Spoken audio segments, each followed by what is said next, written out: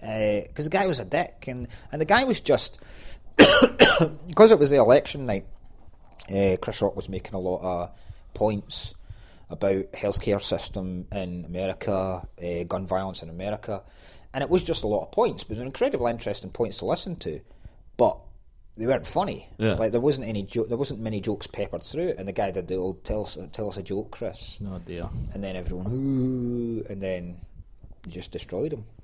It's almost like a sort of, from a football perspective, like a pre-season friendly. Like Yeah. you're just putting out like this is see how it's going to go from here, and testing. Yeah, and yeah, seeing exactly. how it goes. Yeah. Yeah, it's quite interesting. Because he's, I know, I was reading about his famous kind of black person routine that he does. That took him like 6 months work on that, just to keep doing it until he found it absolutely perfect. Because it was just like the first couple of months where he did it, it was just people didn't understand it. People just thought he was being unnecessarily racist. Was he full Chris Rock when you saw him? Like, he's full. He's full on. Yeah. And a much more enclosed space. So there wasn't the pacing around, but the inflections of the voice are all exactly the same. And do you do any gigs when you're in America? I did one. I did stand up New York, which was really cool. Really, really cool. Were you nervous? Very. Do you feel paranoid about slowing down your accent, or were people giving you advice? Not so much about that. I was nervous about the occasion because it was such a big deal for me. Like it's like proper kind of childhood dream, like doing a gig in doing comedy gigs anyway were a dream, and then doing one in New York was just amazing to do. So it was a nerve-wracking day in terms of just constantly thinking about, and you never really know what references are going to go over, or whether you try and check as much as you want, but then the slowing down, I don't really find that much of a problem anymore from gigging down in England. And because I'm not really that fast paced anyway, it's quite easy for me to slow down just a little bit so that it's understandable for people. I was doing a gig in Preston once, and the lady came up to me and said, "You're only funny because you're Scottish." Like, you ever get that kind of thing where people just think, "Oh, he's Scottish, he's been..." No, really, no. I've never had that actually. That's weird. Are we known as being I don't know. a funny? I know the Irish. I know an Irish accent certainly helps, particularly Welsh accent maybe. Yeah, I've had Welsh accent. It's quite a funny accent. Yeah, but I don't. Maybe it's not on purpose. Yeah. Oh, calm down. I could do. Can you do a Welsh accent? No. Can you? I'm not going to try because it's going to come out as Pakistani. Yeah, it's always going to come out as Pakistani. So, when did you get to the stage where you could sort of quit your job? There was I can't even remember what year it was now. It was after the Glasgow Comedy Festival, and it was a kind of amalgamation of various things. I'd been moved department in my job, and they were basically trying to lay people off and make the job so shit that people would leave on their own rather than having to be sacked, which they inevitably were going to be in about 6 months' time. So it was a grim place to work at that time. And the Glasgow Comedy Festival had just finished. It had gone really, really well. And I felt like I was kind of starting to get to a place, and I'd had enough money that I'd kind of, because I didn't really spend that much, I had enough money that I worked out could see me through for 6 months. And I had a place to stay, and I got really drunk the last night of the comedy festival, and then just decided, fuck it. So if you want to go full time, get drunk. Yeah. I think I'd handed my notice in. I'd handed my notice in before that because I got hammered me and my wife got hammered at the end of festival party, and then she was still working in the same place I worked, totally different department, and I was just not going to bother going in, and she was like, "No, I've got to go in, so you're coming in as well." And then that morning I went in, still pissed, still properly pissed, and then I went down to the cubicles and was throwing up and kind of almost fell asleep on the cubicle, and one of the pricks that I worked with grasped me in. Jesus. And then when I came back to my desk, my boss said, "Just so you know, if it wasn't your last week, you'd be fired on the spot." And I just kind of went, "I ain't bother. Why would I give a shit about that now?" Like, What job was it? What were you I was doing? working in Scottish Power. It Oh, was, right, it was just a desk data entry kind of job. Were you ever the type of person to invite your workmates to your gig? Not really. I mean, I suppose I did, yeah, because I've got a lot of. I quite enjoyed working there for a while because the job I was doing was fairly interesting. But then when everything started to break up and the company got taken over by another company, and then they were just moving people about and trying to get rid of people, that's when it became properly shit. And do they still sort of come to gigs? Oh yeah, I've still got pals that I made from working there that I'm still really good pals with. One of my best pals I take to any time I do a comedy at a music festival. He's like my plus one. What are those gigs like to do, like the Tea in the Parks and that? They differ massively in terms of there's so many factors, that where the tent's placed, what time you're on at, who you're clashing against. Yeah.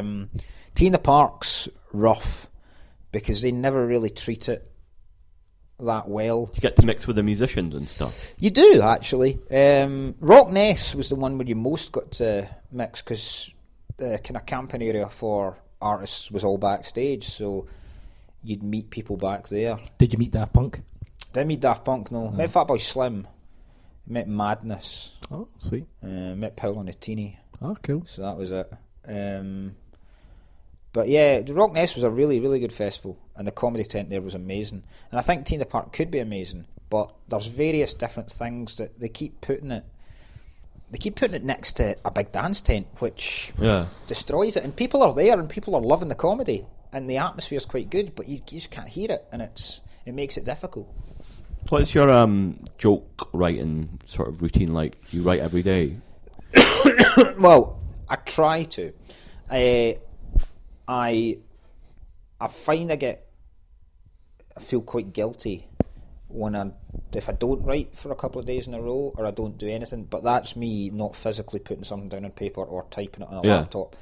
But what I've realised talking to other comics is I'm still kind of writing because I still most of the time think about stuff that I could do on stage. Yeah. So I'm kind of writing in my head. So. What do you enjoy writing more, the sort of one-liners or more kind of story stuff? Or? Well, one-liners I used to do a lot, and then I kind of moved away from it, just because it's difficult, getting the. I found that it's like squeezing an of orange juice. Like you might get one good one, but it means writing for ages. Yeah. I think Twitter's really helpful for one-liners. Seeing what works and what kind of and doesn't. it's a lot. It's really helpful for topical stuff, but. I don't know what kind of stuff I do now, because I don't really do stories, because it's that kind of way you get quite jealous of people that are able to do what you're not able to do. Like Gary Little, I think, is one of the best in the country. And watching Gary, like whenever I talk to Gary, we've both got new shows coming up, and I'll ask Gary, how's your new show coming along? And he'll say he's got 2 stories. I know that's 40 minutes of material. Yeah. Whereas if it comes to me, I'll know if I've got 40 minutes of material, and I could have 20 minutes of material, and it's about 6 different topics. So I massively admire comics that are able to take a story and just ream it out for 20 minutes with a massive laughs throughout it, and then a huge payoff at the end. I think that's amazing to watch, and it's something I don't think I can do. But it's like someone like Bruce Morton, because you can do both. Yeah. I was talking to him, and he says if you want to do both, you start off with one-liners, and then you kind of bring them in, and then sort of do a story. I mean, I suppose I'm kind of developing into that, because my bits are a lot longer than they used to be, and they're getting longer and getting longer and getting longer. So it might come to the point where I am able to do that. Because I say I don't think I'll be able to do it. I've never tried. Yeah. So if I tried, then I might be able to. Do you find you'd notice over the years like acts become bitter or change? I think. It's my serious question. I'm a journalist. I think there are. I think there will be some, like particularly any job or any industry where it is competitive, and you are largely you're largely focusing on yourself. You know, Yeah, it's everything- also sort of highlighted more because of that reason, I think. Yeah. I mean, you have to make your own success. You have to make your own livelihood. And a lot of people don't realise that, and they just project out onto other things, like, oh, he's getting that. Yeah. And it's a perfectly natural thing for people to do, because it will happen. I mean, it happens in office work. If you see someone that gets a promotion and you don't believe they deserve that promotion, or you think there was an ulterior reason why they got that promotion, then yes, you'll get better. I think it's much easier for that to happen in this kind of industry. Actually, a lot of people drink as well, and there's a lot. Yeah, there's the comics don't take care of themselves. They drink. You don't get that much sleep. Yeah. You're with the same people quite a lot of the time. Enablers. Yeah, exactly. and there's a lot of pressure in terms of this job to make sure you've got enough gigs, to make sure you're making enough money, to make sure you can cover yourself. And then there's the pressure of doing the gig at night, and then... Also, there's the fact that you're at the level now where a bad gig isn't just a funny story. You could lose work from it. So there's that pressure as well. Yeah, well, I think there's... I'd like to think I've gone to a level now where if I had a really bad gig and a one-off, whoever's booked me would be aware enough of how I've done previously, so that it wouldn't lose me work. If it was the first time they've booked me, then they could just go, there's no point in booking you again. So yeah, it is. But thankfully it doesn't happen that often. Like, I don't think it happens that often to a lot of comics. Yeah. It's not a... In terms of really, really bad gigs, like absolute deaths, it's not that. Do you think you could spot if an act that's good but they're having a bad gig? Oh yeah. You can tell. Like if I've never seen them before. Yeah. I'm fairly certain. They're having I a could bad tell. gig, but you think, they're probably quite good. They're just having. Yeah, because you can listen to the material and you can tell what's not landing the way it should, because it's quality stuff. It's just, maybe they're performing it wrong, or maybe the audience are just saying. Yeah, there's so many different factors that cause a death. That's... Christopher, what? You've said in the past that you want to try stand up. Yeah. Why don't you? Because I probably wouldn't be very good at it, to be fair. But why do you want to? Well, because I love stand up comedy. I'm a massive fan. We'd done a couple of films together that were quite funny. People, when they showed the films back, they found them quite funny.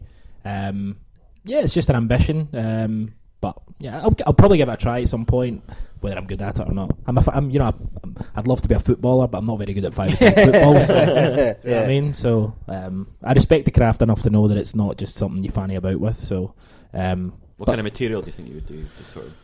I don't know. I really don't know. Horrible stuff.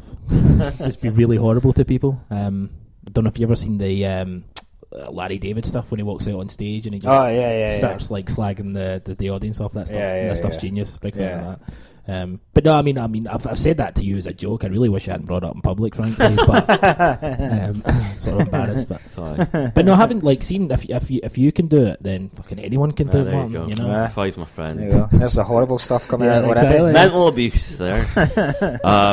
Do you find that what comedians find funny is different to what like audiences find funny? Like it's more darker tends to.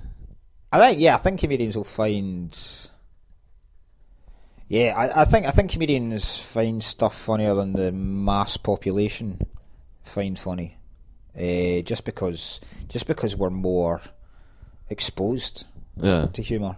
It's one thing that kinda is one thing that I really don't like about being a stand-up is it's very hard to really laugh at stuff anymore. I mean, it takes something really, really good to make you laugh, and that's not any slur on what you're watching or any. There's always your logical part of brain going, "Oh, he's doing that." Yeah, you think about it too much, and that's why for me, I enjoy watching Conan O'Brien because I just think he's effortlessly just funny. Yeah. It is. You do. It's a different way. You're still enjoying comedy, and then when something does really, really make you laugh, you go, "That's exceptional." That's really. I studied film, and I've made like quite a few sort of short films and stuff. So almost, I can kind of see what you mean. Like almost the enjoyment. Like when I watch a film, it's like, oh, that's really technically good, or that I get why that's a really good shot, or I get why that's working.